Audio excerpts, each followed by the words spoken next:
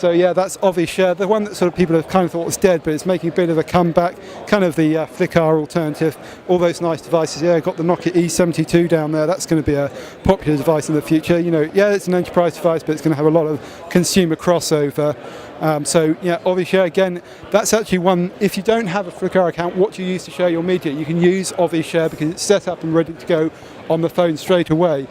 Oh, and look, this is an interesting one. Nokia World has always been very much the Nokia-driven agenda. So just point the camera over there. We can see it's the speaker's corner over here. You know, obviously borrowed a little bit, I think, from London there. Speaker's corner.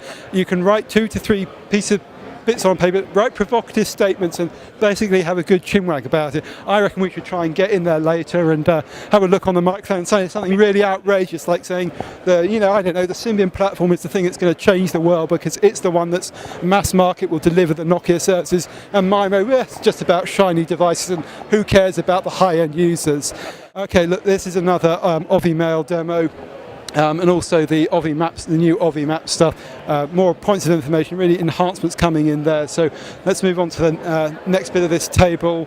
Ovi Store, yeah, everyone's likes to have a big go at the Ovi Store because it's not working at the moment, but we had a good meeting with some Ovi Store representatives, and things like the re-download issue is going to be fixed, and there's a whole load of things coming in phase 2, and they're adding new software all the time. Now up to, I think they said 64 different countries they have developers from, being used in 180 countries with 26 different operators for in-billing SMS support, and that's actually bigger than any other app store in the world. N97s everywhere. We'll try and squeeze in here a little bit, shall we? Yeah, look, see, there's TV out operating again. That looks like a new game to me. What's that? I'm not entirely sure there, but that looks pretty nice.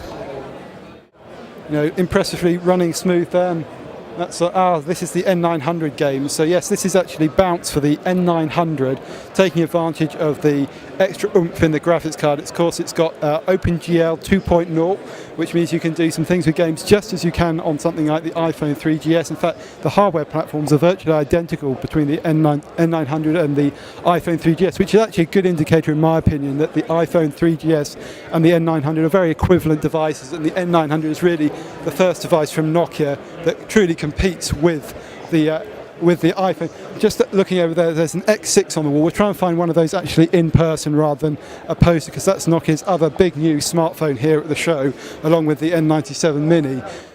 Yes, I'm right in saying that this is the 5230 as well as the X3, which are the two sort of budget in the new X series range, which is really the new name for Express Music. 5230, 149 euros before taxes and subsidies. That's a great example of something that's going to sell by the bucket load. I mean, this is going to massively outsell the N series devices because it's so cheap, and this will do well in the emerging markets. Now, you've got a GPS in here along with 3G, so this is a really capable device. Same touchscreen, so the same UI here. If we turn this on, you see you've got the kinetic scrolling on the home screen, then you've got the link here to Facebook, the music, the maps, and Ovi Store, so you can download content. Really, that's a good summary of what Nokia is about. It's no longer a phone company, it's actually a content platform for distributing and delivering content. And you may think, phone calls is what it's all about, but that's just another type of content that's user generated. So moving over to the right, we've got the X3, which is another X series device. This is running Series 40, comes in at about 119 euros. Got the music controls down the side. That one looks like it's a Thai variant. Yep, it's got the symbols on it, something like that anyway. If we turn that on, you'll see that's a Series 40 device, but again, you see it's the home screen and the similar icons. Then moving over to the really interesting one, I think, here is the X6. Now, what's interesting about this one is it's kind of an evolution of the 5800 of their Express Music range, but this is only going to be sold as a comes with music device. It's going to come in at, the brain's gone here, about the 400 euro mark, I think it was.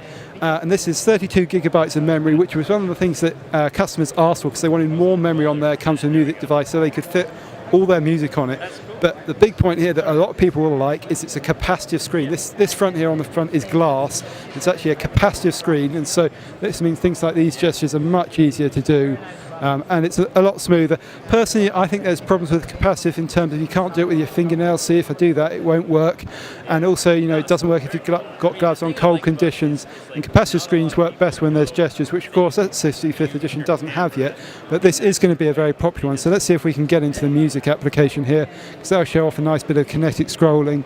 Go into the music player here, and you see if we go to all songs, and opening, still a bit of lag time there, but you can see there it's the kinetic scrolling. You tap it to stop and go back up again, tap and stop again, and that's been implemented in all the list views of S65th edition. So that's things like contacts, even in settings, in messaging as well, which I think will make a big difference, because a lot of people like this kind of kinetic scrolling. It's very easy to do. You can call it flick scrolling as well, but being implemented throughout the range, and we'll actually see these on a lot of devices. We're going to see it's already on the 5530. We'll probably see it on the 5230 as well, and a lot of it's also coming to the N97 in version 2 of the software. And actually, talking of the N97, we should really go and find the N97 Mini.